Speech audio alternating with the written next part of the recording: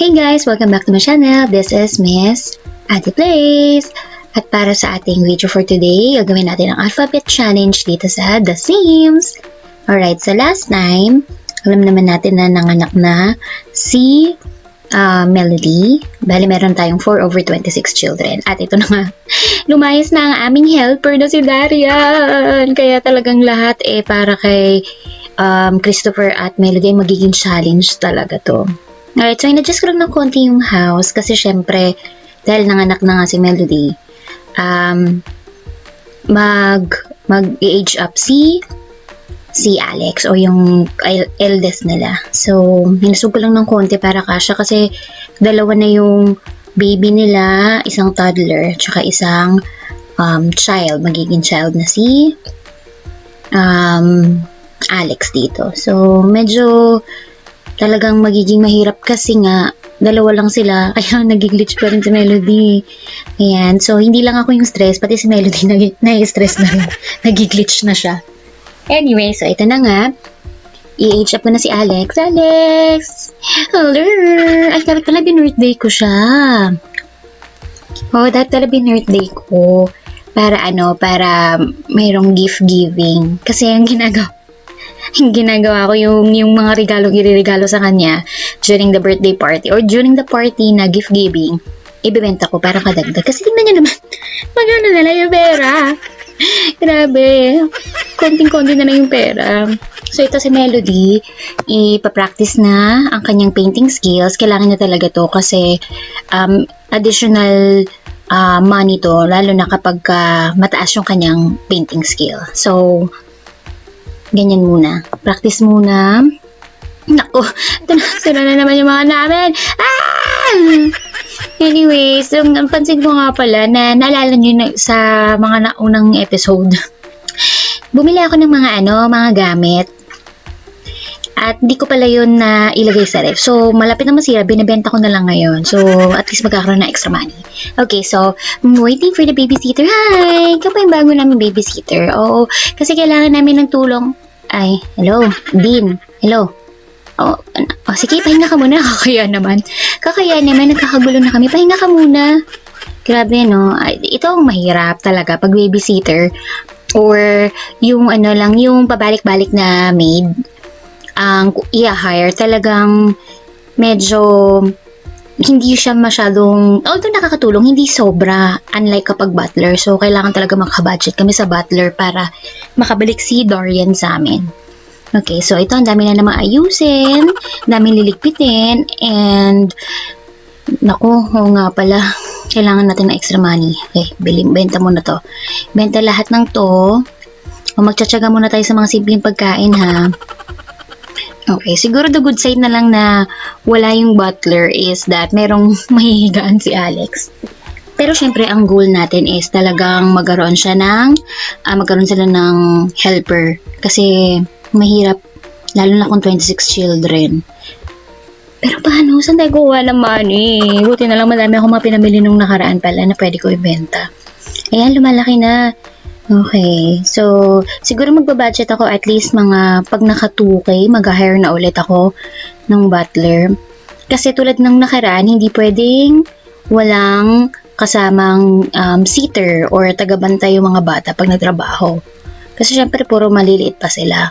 Pero I think pag teenager pwede na pero kasi ang child nga tsaka teenager dito nag-aaral pa. So hindi pwedeng maiwanan yung mga babies talaga, toddlers.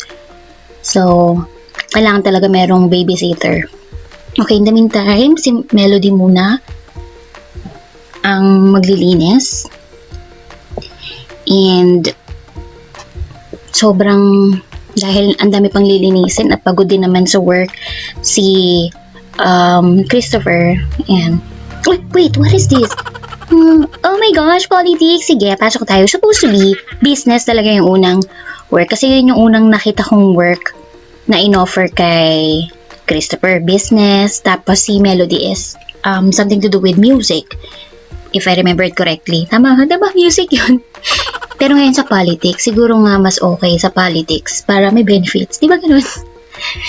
Ewan ko lang kung tama yun. Diba meron naman pag government employee? Anyways, ito na nga. So, ayan.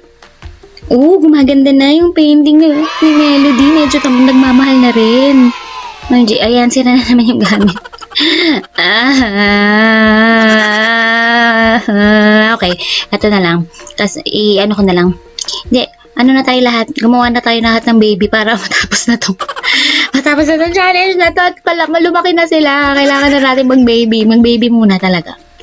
Dahil pag mas malalaki na yung malalaki na yung mga ano nila, mga anak nila. O di ba? Added income pag nag-work na. So kailangan talagang magsimula na ulit.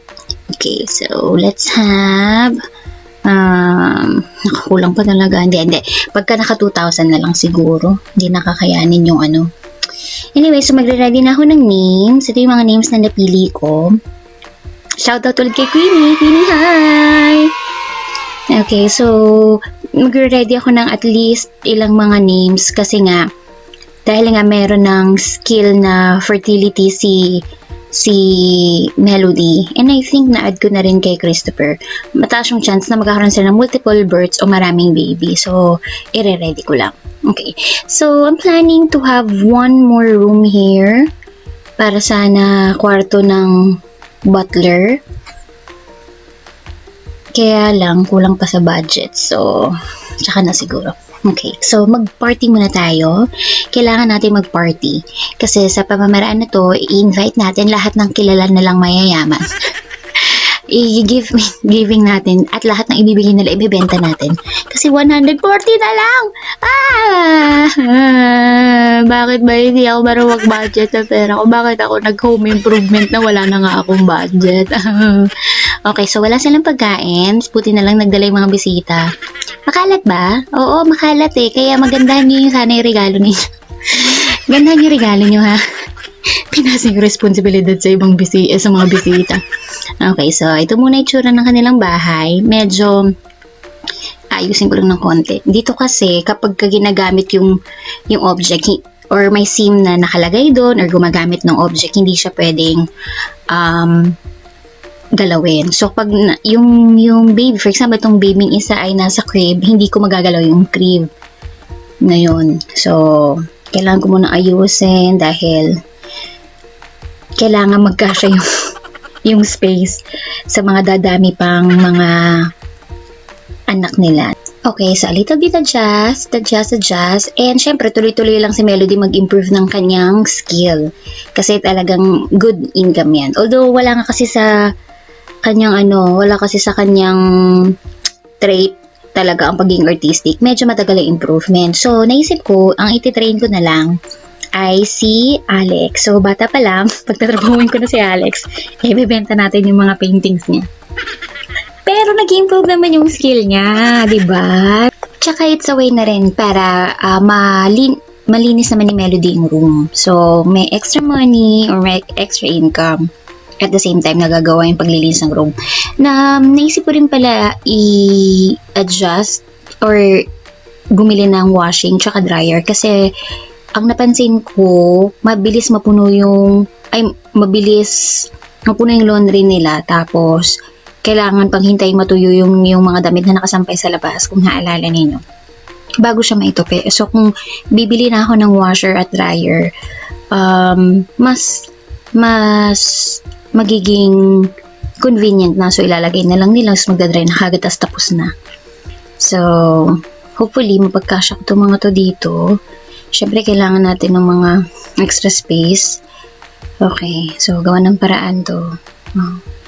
Hindi mo naman siguro maaamoy kapag katabi mo na yung banyo. Ayan. So, medyo kailangan na talaga ng extra space para magkasya yung iba pang gamit or meron nang mapaglalagyan ng dryer at washing. Pero sige. Pwede na to siguro muna. Okay. Okay na siguro to. Yeah, dito na lang. Ay, tiga siya.